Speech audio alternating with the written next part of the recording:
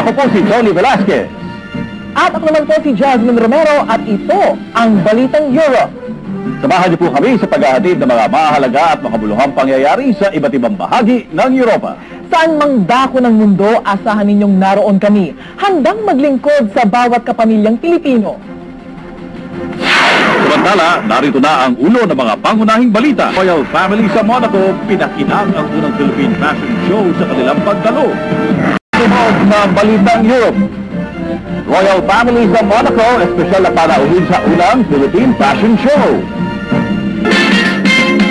Bumuho sa mga miyembro ng fashion at diplomatic world sa gala night ng kauna-unahang Philippine Fashion Show sa Monaco. Nagpakinang din sa okasyon ang pagdalo ng 3 miyembro ng Royal Family. May report si Danny Cabellon.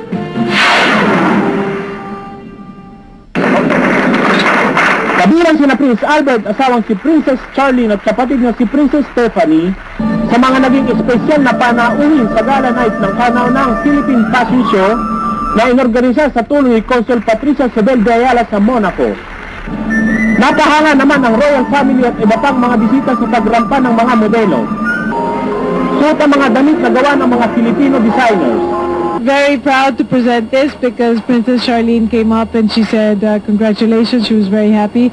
They're very attuned to fashion around the world, and they said that this is a highlight in Monaco. So I'm very proud. For a change, instead of the negative news about the Philippines coming out, we can truly be proud that we've shown something that's really creative and unique to the Philippines.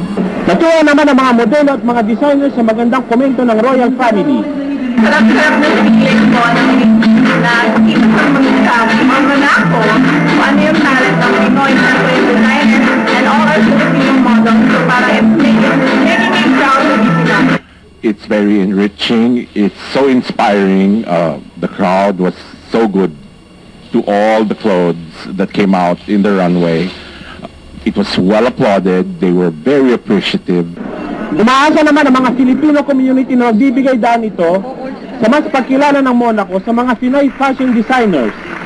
Para sa Balitang Europe, Danny Cabellon, Monaco, Monte Carlo.